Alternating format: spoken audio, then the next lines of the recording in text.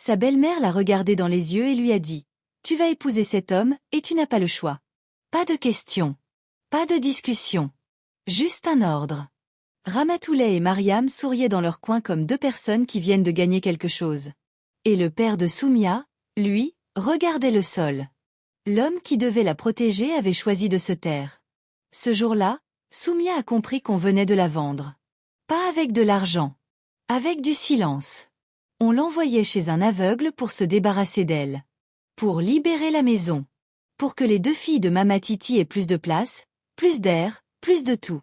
Soumia était le problème qu'on allait enfin régler. Ce qu'il ne savait pas, ce qu'aucun d'eux n'avait vu venir, c'est que cet homme qui lui imposait comme une punition allait devenir la plus grande bénédiction de sa vie. Des jours où le destin vous présente une porte que vous n'avez pas choisie, et derrière cette porte se cache quelque chose que vous n'auriez jamais imaginé. L'histoire de Soumia est exactement ce genre d'histoire. Une histoire qui va vous faire rire, vous faire pleurer, vous mettre en colère, et vous laisser bouche bée jusqu'à la toute dernière ligne. Accrochez-vous bien, parce que ce que vous allez lire va vous rester dans le cœur longtemps. Avant de commencer, dites-moi dans les commentaires d'où vous me regardez en ce moment. Que vous soyez du Maroc, du Sénégal, de la Côte d'Ivoire, de la France, du Canada, ou de n'importe quel coin du monde, écrivez votre pays juste en dessous. Et si cette histoire vous touche, abonnez-vous, likez cette vidéo, parce que des histoires comme celle-là, on en a encore beaucoup à vous raconter. Maintenant, installez-vous confortablement. On commence. Soumia avait 24 ans et un sourire qui pouvait illuminer une pièce entière. Elle était grande, fine, avec des yeux en amande qui portaient en eux quelque chose de doux et de mélancolique à la fois. Elle avait grandi dans une maison qui n'avait de maison que les murs. Depuis la mort de sa mère, survenue quand elle n'avait que 9 ans, la vie n'avait jamais vraiment été tendre avec elle. Son père, Monsieur Badji, était un homme bon mais faible. Un homme qui aimait la paix au point d'accepter n'importe quelle tempête pour éviter le bruit. Et c'est cette faiblesse qui avait ouvert la porte à Mama Titi. Mama Titi était entrée dans leur vie 3 ans après le décès de la mère de Soumia. Elle était arrivée avec ses robes colorées, ses grands bracelets qui claquaient à chaque geste, et surtout ses 2 filles, Ramatoulaye et Mariam. La première avait 22 ans, la seconde 20 ans. Toutes les deux étaient à l'image de leur mère, bien habillées, bien coiffées, toujours parfumées, mais à l'intérieur, quelque chose sonnait creux. Elle riait fort, elle parlait beaucoup, et elle n'aimait pas Soumia. Pas du tout. Au début, Mama Titi avait joué le rôle à la perfection. Elle apportait des cadeaux, elle cuisinait pour le père, elle semblait attentionnée avec Soumia. Mais une fois les papiers signés et la bague au doigt, le masque était tombé. Pas d'un coup, non. Progressivement, comme une plante qui pousse dans le mauvais sens.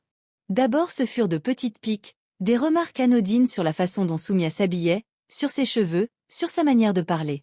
Puis vinrent les corvées. Soumia faisait le ménage pendant que Ramatoulaye et Mariam se reposaient. Soumia cuisinait pendant qu'elle se faisait les ongles. Soumia lavait pendant qu'elle regardait des séries. Le père voyait tout. Ou plutôt, il choisissait de ne pas voir. Chaque fois que Soumia tentait de lui parler, il lui disait de ne pas créer de problème, que la famille devait rester unie, que Mama Titi était une bonne femme. Et Soumia ravalait ses larmes, retournait dans sa chambre, et continuait à tenir. Elle tenait parce qu'elle n'avait pas le choix. Elle tenait parce qu'elle croyait encore que les choses allaient changer. Elle tenait parce qu'elle était comme ça, Soumia. Elle avait une force tranquille en elle que même les années de mauvais traitement n'avaient pas réussi à éteindre. Soumia avait obtenu son baccalauréat avec mention. Elle voulait faire des études d'infirmière. Elle aimait les gens, elle aimait prendre soin, elle imaginait sa vie autour d'un métier utile.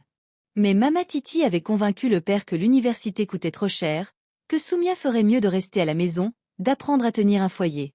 Le père avait signé. Encore une fois. Et les rêves de Soumia s'étaient rangés dans un tiroir qu'on n'ouvre plus. C'est dans ce contexte que l'histoire vraiment commence. Un soir de mars, Mama Titi est rentrée à la maison avec une énergie particulière. Ses bracelets claquaient plus fort que d'habitude, elle souriait d'une façon qui ne présageait rien de bon. Elle s'était assise dans le salon, avait appelé le père, et avait commencé à parler d'un homme. Un homme sérieux, avait-elle dit. Un homme respectable. Un homme qui cherchait à se marier. Soumia, qui était en train de plier du linge dans la pièce d'à côté, entendait tout. Elle s'était rapprochée doucement de la porte entrebâillée, le cœur déjà serré sans savoir pourquoi. Cet homme s'appelait Medoun. Il venait d'une famille connue dans la région. Sa famille possédait des terres, des commerces, des biens. Medoun lui-même était un homme dans la quarantaine, avait dit Mama Titi, cultivé, pieux, respectueux. Il y avait juste une chose. Une petite chose, avait-elle précisé en baissant légèrement la voix. Il était aveugle. Soumia avait lâché le drap qu'elle tenait entre les mains. Il était aveugle depuis un accident survenu quelques années auparavant. Il se déplaçait avec une canne blanche, il avait besoin d'une femme pour l'accompagner dans la vie quotidienne, pour être ses yeux, pour partager son quotidien. En échange, il offrait une vie confortable, une grande maison, la sécurité. Mama Titi avait dit tout ça avec la fluidité de quelqu'un qui a préparé son discours à l'avance. Le père avait hoché la tête lentement. Il avait demandé si Soumia serait d'accord. Mama Titi avait ri. Un rire bref, presque moqueur. Elle avait répondu que Soumia n'avait pas à être d'accord ou pas d'accord, qu'elle avait de la chance qu'un homme respectable veuille bien d'elle, et que dans d'autres familles on n'aurait pas eu cette opportunité. Ce soir-là, Soumia n'avait pas dormi. Elle était restée les yeux ouverts dans le noir, à fixer le plafond, à écouter le silence de la maison. Elle pensait à sa mère. Elle se demandait ce que sa mère aurait dit dans un moment pareil. Elle pleurait doucement, sans bruit, comme elle avait appris à le faire depuis des années. Pleurer sans bruit, c'était son talent le plus triste. Le lendemain matin, Mama Titi l'avait convoquée dans le salon. Ramatoulaye et Mariam étaient là aussi, assises côte à côte sur le canapé, avec leur sourire satisfait qui ressemblait à ceux de gens qui ont gagné une partie sans même jouer. Mama Titi lui avait annoncé la nouvelle comme si c'était déjà décidé. Il n'y avait pas eu de questions. Il n'y avait pas eu de conversation. Il y avait eu une annonce, et un silence qui demandait à Soumia d'acquiescer. Soumia avait regardé son père. Il regardait ailleurs. Elle avait regardé Ramatoulaye. Elle avait les ongles fraîchement faits. Elle avait regardé Mariam. Elle retenait un sourire. Et Soumia avait compris, dans ce moment-là, avec une clarté presque douloureuse, qu'elle était seule. Complètement seule dans cette pièce remplie de gens de sa famille. Elle avait dit oui. Pas parce qu'elle voulait. Pas parce qu'elle était heureuse. Elle avait dit oui parce qu'elle avait regardé la situation en face et qu'elle avait décidé, quelque part au fond d'elle-même, que si on lui fermait toutes les portes, elle allait au moins choisir comment elle franchissait celles qu'on lui laissait ouvertes. La rencontre avec Medoun avait été arrangée 2 semaines plus tard.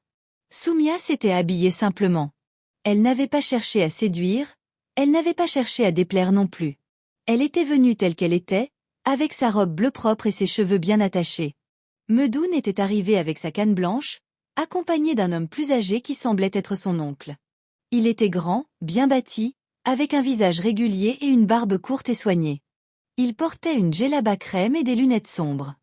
Il marchait avec une légère hésitation, tâtant le sol devant lui avec sa canne. La rencontre s'était passée dans le salon de la maison familiale. Mama Titi était aux petits soins, servant le thé avec des gestes exagérés, parlant trop fort, riant à chaque remarque de l'oncle de Medoun. Ramatoulaye et Mariam étaient assises dans un coin, regardant la scène comme si c'était un spectacle. Medoun avait parlé peu, mais bien. Il avait une voix posée, grave, agréable à entendre. Il avait posé des questions simples à Soumia. Est-ce qu'elle aimait la cuisine? Est-ce qu'elle était patiente? Est-ce qu'elle avait peur de la responsabilité? Des questions directes, sans détour. Soumia avait répondu honnêtement. Elle n'avait pas joué de rôle. À un moment, l'oncle de Medoun avait quitté la pièce pour prendre un appel téléphonique. Mama Titi s'était levée pour aller chercher d'autres gâteaux. Ramatoulaye et Mariam bavardaient entre elles. Et pendant quelques secondes, Soumia et Medoun s'étaient retrouvés seuls. C'est là que quelque chose d'étrange s'était passé. Medoun avait tourné légèrement la tête dans sa direction. Et pendant une fraction de seconde, Soumia avait eu l'impression que ses yeux, derrière les lunettes sombres, la regardaient. Vraiment la regardaient. Pas dans le vague, pas vers le mur, mais vers elle, précisément vers elle. Elle avait cligné des yeux, secouant la tête intérieurement. Elle s'était dit qu'elle imaginait des choses. Que c'était le stress de la situation qui lui jouait des tours. Mais la sensation ne l'avait pas quittée. Le mariage avait été célébré 1 mois et demi plus tard. Une petite cérémonie, sans grande fanfare. Mama Titi avait fait les choses à moindre coût, prétextant que Soumia n'avait pas besoin d'un grand mariage, qu'un homme riche comme Medoun allait s'occuper d'elle. Soumia n'avait pas protesté. Elle avait signé. Elle était partie. La maison de Medoun était grande. Grande et belle. Située dans un quartier résidentiel calme, elle avait un jardin, une fontaine, plusieurs chambres, une cuisine moderne qui sentait bon les épices et le bois. Il y avait du personnel, une femme de ménage qui venait 3 fois par semaine, et un chauffeur pour Medoun. Soumia avait posé ses affaires dans la chambre qu'on lui avait indiquée, et elle avait regardé autour d'elle. Elle avait pensé que sa vie allait se résumer à guider un homme aveugle, à lire pour lui, à l'accompagner. Elle avait décidé de faire ça bien. Si c'était son chemin, elle allait le marcher avec dignité. Les premiers jours, tout était étrange. Medoun était poli, correct, pas froid mais pas chaleureux non plus. Il mangeait, il priait, il passait du temps dans son bureau à écouter des enregistrements audio. Soumia l'accompagnait quand il sortait, marchait à son côté, lui décrivait les rues quand il le demandait. Elle faisait son rôle. Mais des petites choses continuaient à la troubler. Un soir, elle avait laissé tomber un livre dans le couloir. Elle l'avait laissé sur le sol en se disant qu'elle passerait le ramasser plus tard. Le lendemain matin, le livre était sur la table basse du salon, bien posé. La femme de ménage n'était pas venue. Le chauffeur n'entrait pas dans la maison. Il n'y avait que Medoun. Une autre fois, elle avait arrangé les fleurs dans un vase sur la table de la salle à manger, faisant une composition un peu différente. Quand elle était revenue dans la pièce 1 heure plus tard, Medoun avait dit, en passant, que les fleurs sentaient bon aujourd'hui, qu'elles semblaient différentes. Soumia avait répondu oui, qu'elle les avait réarrangées. Et Medoun avait dit que c'était joli. Joli. Pas que ça sentait joli. Que c'était joli. Un homme aveugle qui dit que quelque chose est joli sans qu'on le lui ait décrit. Soumia avait commencé à observer. Discrètement, avec la patience de quelqu'un qui a appris à lire les silences. Elle remarquait des choses. La façon dont Medoun attrapait son verre sans tâtonner. La façon dont il se déplaçait dans la maison sans jamais se cogner dans les meubles, même ceux qu'elle avait déplacés. La façon dont parfois, quand elle entrait dans son bureau, il levait les yeux dans sa direction avant même qu'elle ait dit un mot ou fait un bruit. Un jour, elle avait fait un test. Un test simple. Elle avait disposé 3 enveloppes sur le bureau de Medoun. Des enveloppes identiques, mais avec des couleurs différentes, rouge, bleu, verte. Elles y avaient toutes la même texture. Elle avait dit à Medoun qu'il y avait 3 enveloppes sur son bureau, et lui avait demandé de lui passer la rouge.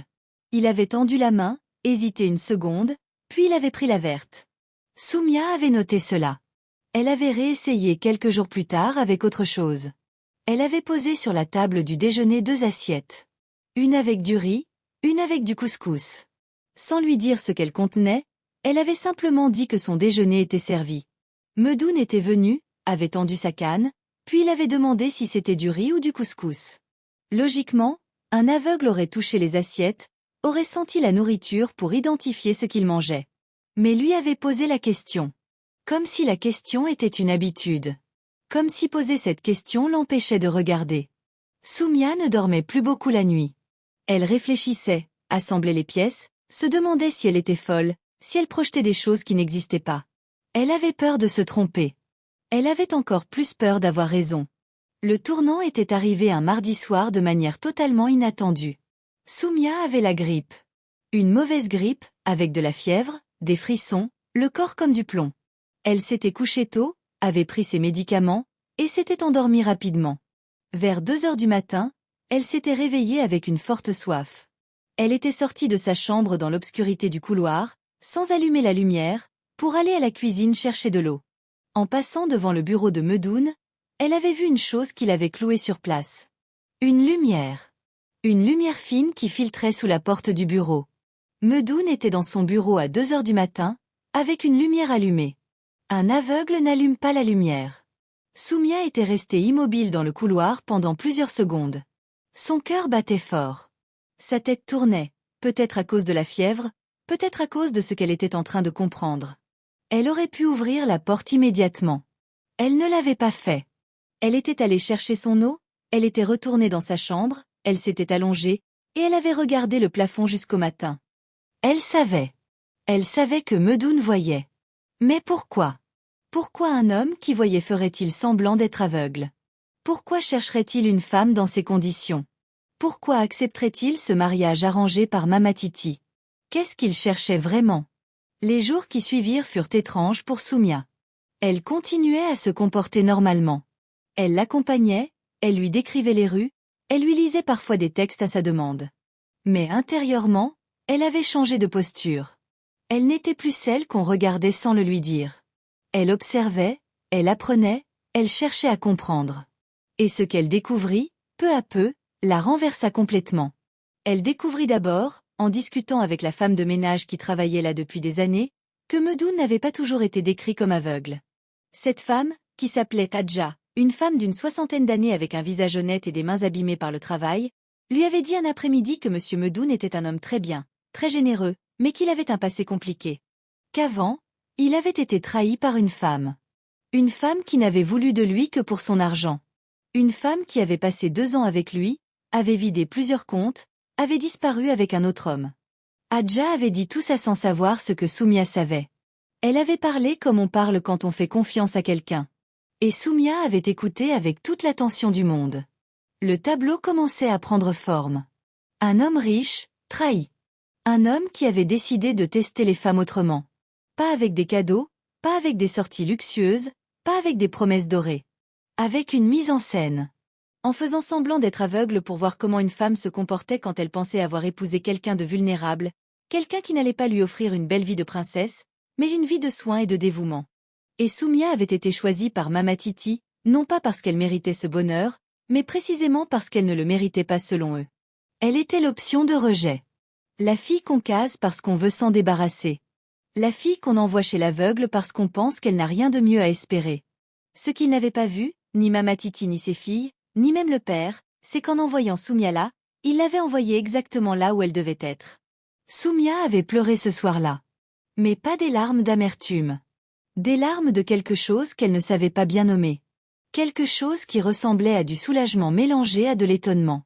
Le destin avait une façon cruelle de travailler, mais parfois il travaillait quand même. Le soir où tout éclata au grand jour fut un vendredi. Medoun était rentré plus tôt que prévu. Soumia était dans la cuisine, elle préparait un thieboudienne, et elle chantonnait doucement sans se rendre compte qu'il était là. Il s'était arrêté sur le pas de la porte de la cuisine, sa canne à la main, et il l'avait regardé un long moment. Soumia avait senti sa présence, s'était retournée, et leurs regards s'étaient croisés. Pas les yeux dans le vague de quelqu'un qui ne voit pas. Les yeux dans les yeux. Vraiment. Silence. Soumia avait posé sa cuillère lentement. Medoun n'avait pas dit un mot. Il avait enlevé ses lunettes sombres. Ses yeux étaient parfaitement normaux. Parfaitement fonctionnels. Et dans ses yeux, il n'y avait ni arrogance ni amusement. Il y avait quelque chose de grave, et quelque chose qui ressemblait à de la honte. Il avait dit son prénom. Juste son prénom. Soumia. Elle avait répondu qu'elle savait. Qu'elle savait depuis un moment. Il avait demandé depuis quand. Elle avait dit depuis la nuit avec la lumière sous la porte.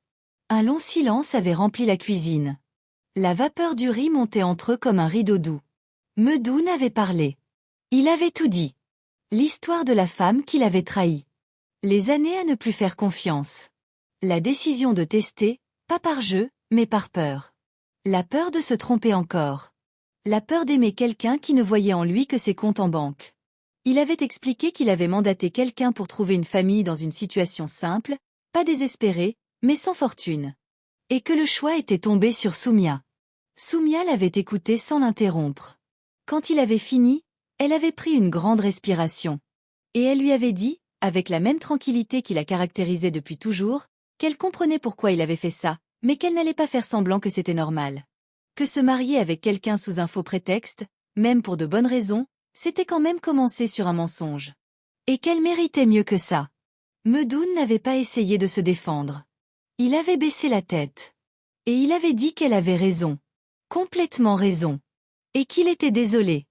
Ce fut le début d'une vraie conversation. Une conversation honnête, longue, difficile par moments, comme toutes les vraies conversations le sont.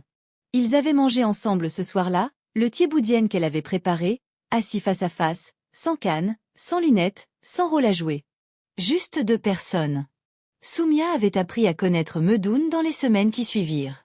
Le vrai Medoun. Un homme qui lisait beaucoup, qui s'intéressait à l'agriculture durable, qui avait une passion pour la musique traditionnelle, qui riait vraiment quand quelque chose était drôle, pas d'un sourire poli. Un homme qui avait des cicatrices, comme elle, mais qui en avait honte et qui travaillait à les guérir. Un homme qui, à sa grande surprise, l'écoutait vraiment quand elle parlait. Un soir, il lui avait demandé ce qu'elle aurait voulu faire de sa vie si on lui avait laissé le choix. Elle avait répondu sans hésiter. Infirmière. Il n'avait pas dit que c'était trop tard. Il n'avait pas dit que ce n'était pas nécessaire maintenant qu'elle était bien logée. Il avait dit qu'il connaissait quelqu'un dans une école de formation paramédicale, et que si elle voulait s'inscrire, il allait l'accompagner. Soumia avait regardé cet homme comme si elle cherchait le piège. Il n'y en avait pas. Elle s'était inscrite. Elle avait recommencé à étudier. Elle se levait tôt le matin, préparait le petit déjeuner, allait en cours, rentrait l'après-midi, et se replongeait dans ses livres le soir. Medoun lui avait aménagé un petit espace bureau dans la bibliothèque, avec une bonne lampe, du calme, et tous les manuels dont elle avait besoin. La maison était devenue quelque chose qu'elle n'avait jamais connu. Un endroit où elle avait sa place. Pas la place du bas, pas la place de celle qu'on tolère. Sa vraie place. De son côté, Mama Titi n'était pas au courant de tout ça. Elle avait suivi la situation de loin, convaincue d'avoir fait une bonne affaire en se débarrassant de Soumia. Elle pensait que sa belle-fille était quelque part en train de souffrir, de guider un aveugle, de vivre une vie terne et sans éclat. Cette pensée lui plaisait. Elle en parlait parfois avec Ramatoulaye et Mariam, qui ricanaient. Mais un jour, Mama Titi avait eu une invitation.